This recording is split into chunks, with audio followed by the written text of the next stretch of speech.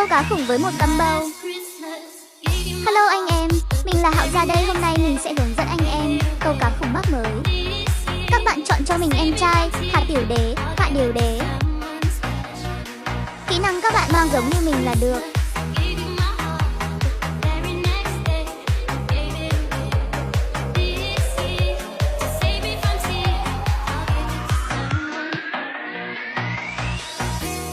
Size 4 bắt như mình, nếu không sẽ bị hụt đen.